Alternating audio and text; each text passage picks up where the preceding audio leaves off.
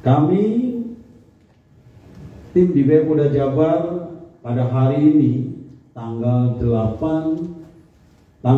Februari 2025 di RSUD Ciawi Bogor telah menerima 8 kantong jenazah dari TKP yang berisi 7 korban laki-laki dan 1 korban jenazah wanita.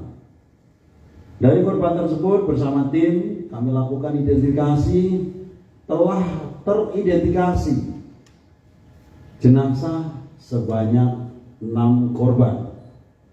Yang pertama, jenazah nomor PM 022 di VI Ciawi 001 cocok dengan data antemortem AM 022 di VI Ciawi 004, teridentifikasi sebagai Tuan Budiman, laki-laki usia 45 tahun, alamat Kampung Cipetir, Desa Padang Senang, Kecamatan Cidadap, Kabupaten Sukabumi, teridentifikasi dari sidik jari, data medis, dan properti. Kemudian kedua, jenazah nomor PM 002 di VI Ciawi 004 cocok dengan data antemortem AM 022 di VI Ciawi 003, teridentifikasi atas nama Tuan Yana Mulyana, laki-laki 42 tahun, alamat Kampung Sukasirna, Kecamatan Cikole, Kabupaten Sukabumi, teridentifikasi berdasarkan sidik jari, data medis, dan properti. Ketiga, jenazah nomor PM 022 di VI Ciawi 002 cocok dengan data antemortem AM 022 di VI Ciawi 006, teridentifikasi sebagai Tuan Asep Pardila, laki-laki usia 40 tahun, alamat Kampung Cidadap, Desa Cidadap, Kecamatan Cidadap, Kabupaten Sukabumi, teridentifikasi berdasarkan sidik jari, data medis, dan properti. 4. Jenazah nomor PM 022 di VI Ciawi 005 cocok dengan data antemortem AM 022 di VI Ciawi 007, teridentifikasi sebagai Tuan Supardi, laki-laki usia 39 tahun, alamat Kampung Cidadap, Desa Cidadap, Kecamatan Cidadap, Kabupaten Sukabumi, teridentifikasi berdasarkan sidik jari, data medis, dan properti. 5. Jenazah nomor PM 022 di VI Ciawi 003 cocok dengan data antemortem AM 022 di VI Ciawi 005, teridentifikasi sebagai Vika Agustina, perempuan usia 16 tahun, alamat Kampung Rasamala, RT 003 RW 007 Cianjur, teridentifikasi berdasarkan sidik jari, catatan medis, dan properti. 6. Jenazah nomor PM 022 di VI Ciawi 006 cocok dengan data antemortem AM 022 di VI Ciawi 002, teridentifikasi sebagai Tuan Rahmat Gunawan, laki-laki 53 tahun, alamat Kampung Raca Kuning, RT 031 RW 005, Kelurahan Padang Senang, Cidadap, teridentifikasi berdasarkan sidik jari, data medis, dan properti. Jadi kami sampaikan bahwa tim DBE mendapatkan 6 kantong, teridentifikasi 6, kemudian masih ada 2 jenazah yang belum teridentifikasi karena kondisinya 2 korban tersebut adalah luka bakar 100%. Dan saat ini tim DBI sudah mengambil sampel DNA dari jenazah tersebut dan keluarga korban, dan kita akan teruskan ke lab Dokes Polri yang ada di Jakarta untuk proses identifikasi. Jadi identifikasi menggunakan DNA agar bisa dipertanggungjawabkan secara ilmiah, scientific crime investigasi. Demikian yang bisa kami sampaikan. Sekali lagi terima kasih kepada seluruh tim DBI dan mohon maaf kepada masyarakat bila mana ada waktu yang tersisa, artinya butuh waktu untuk proses identifikasi. Kami izin menambahkan saja apa yang disampaikan oleh Pak Kabid Dokes tadi. Saya kira sebetulnya sudah jelas, tetapi saya lebih mendetailkan hasil identifikasi karena memang identifikasi dengan sidik jari adalah itu data primer yang memang akurasinya cukup besar, bahkan bisa diyakini kebenarannya. Terhadap kantong jenazah nomor 1 tadi sudah disebutkan, selain properti dan lain sebagainya, hasil pemeriksaan medis, kami sudah melaksanakan pemeriksaan terhadap jari telunjuk kanan dari Mr. X tersebut, dan tadi sudah disampaikan kami bisa meyakini karena data sidik jari bisa kita bandingkan dan kita yakini bahwa kantong jenazah nomor 1 adalah atas nama Budiman. Ini sidik jarinya. Kemudian kantong jenazah nomor 2 tadi sebagaimana disebutkan, kami juga sudah melakukan pembandingan sidik jari telunjuk kiri dari data postmortem dengan perbandingan database kami, dan kami yakini bahwa kantong jenazah 02 adalah saudara Asep Fatina. Ini perbandingan sidik jarinya, kita yakini kebenarannya. Kemudian untuk kantong jenazah nomor 3, ini kami bandingkan jari tengah kiri yang kami dapatkan dari postmortem dan sidik jari korban, dan dibandingkan tadi dari keluarga korban membawa ijazah SD. Alhamdulillah bisa kita identifikasi dengan sidik jari dari sidik jari yang ada di ijazah, kita bandingkan dengan data di postmortem.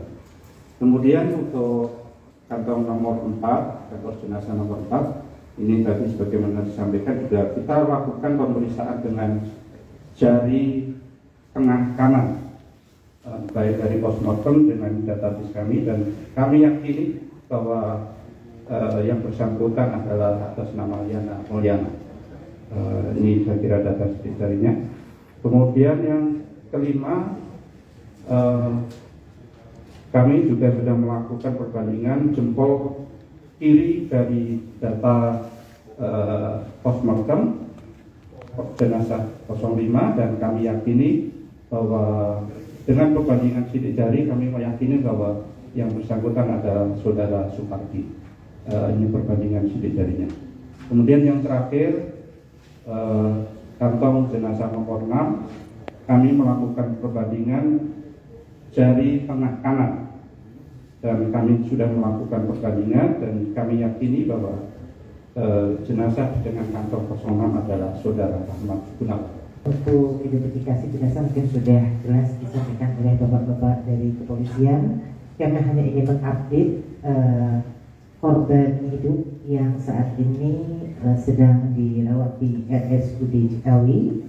Dari 11 korban, 6 sudah kami pulangkan dan 5 orang sekarang yang dirawat di RSUD Ciawi.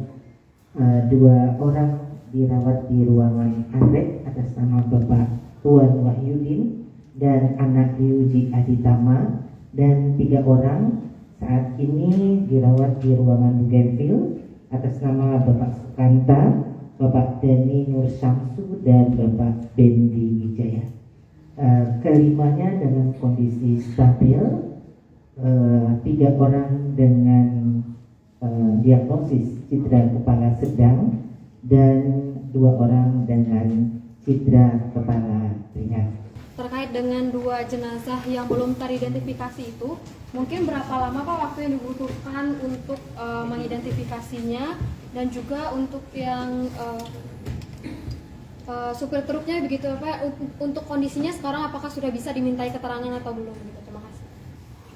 Untuk proses pemeriksaan DNA korban seperti ini kurang lebih kita membutuhkan waktu 1 minggu atau 7 hari, dan kami akan koordinasi dengan Pusdokes untuk segera dilakukan. Langsung kita kirim sampelnya DNA kurir nanti. Malam ini sudah terambil semua, kita komunikasikan untuk dikirim ke lab Dokes Polri. Baik, terima kasih Pak Kabidokes. Pertanyaan kedua mungkin dari pihak rumah sakit, bahkan Bu Dokter, silakan. Untuk supir armada yang saat ini sedang dirawat, ini masih kami diagnosis dengan cedera kepala sedang dan masih membutuhkan observasi. Dan saat ini juga kita kerjasama dengan kepolisian juga sedang dipantau juga oleh pihak kepolisian, sehingga mungkin untuk hari ini masih belum bisa dimintai keterangan. Mudah-mudahan besok progres sudah membaik. Terima kasih. Baik, terima kasih. Cukup jelas ya. Jadi untuk sopir sampai saat ini belum bisa dimintai karena masih dalam perawatan. Nanti kalau sudah selesai penanganan medis, barangkali nanti Pak Kapolres Bogor akan dengan timnya, dengan penyidik, tentu dengan Direktorat Lalu Lintas akan menangani proses penanganan kasus kecelakaannya. Demikian. Masih ada? Ya. Saya sana nggak ada ya. Oke, silakan. Mau bertanya, menjelaskan lebih detail lagi ya. Mungkin pertama, apakah penyebab kecelakaan ini memang karena remblong dari sementara data yang didapatkan? Yang kedua, atau apakah yang kedua ini sudah dilaksanakan tes urin mungkin, atau tes kejiwaan sementara mungkin ya kepada sang supir gitu? Mengingat ini kan masih dalam keadaan yang tidak bisa diperiksa, mungkin ada kebutuhan pemeriksaan pertama gitu untuk terkait hal ini. Terima kasih Pak. Baik, terima kasih. Pak Dirlantas barangkali bisa menjelaskan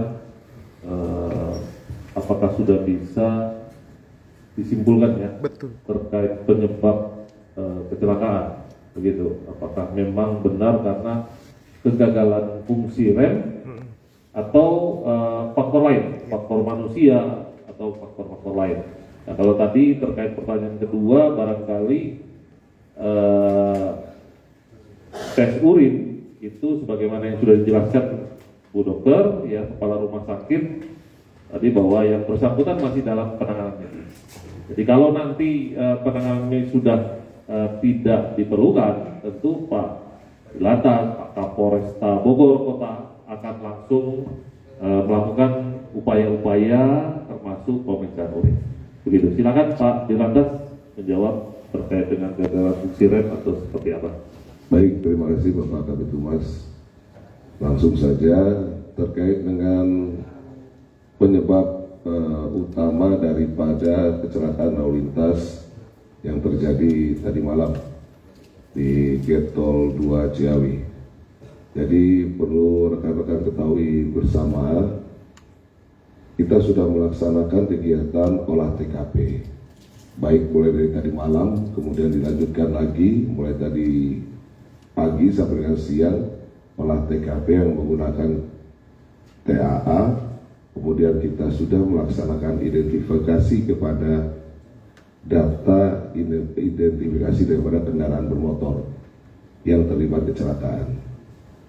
Untuk itu, kesimpulannya saat ini kami masih melakukan penyidikan lebih dalam lagi.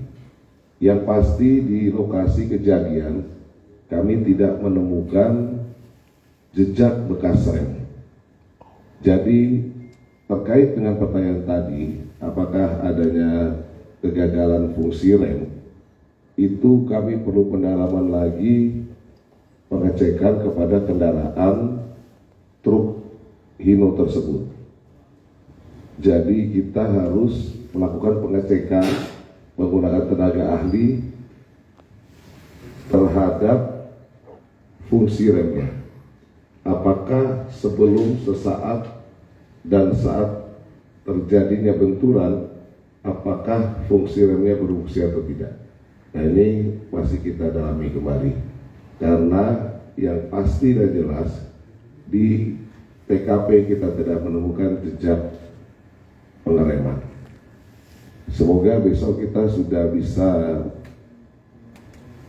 ada perkembangan lagi. Saat ini tim sedang melaksanakan pengkajian dengan TAA. Demikian, terima kasih.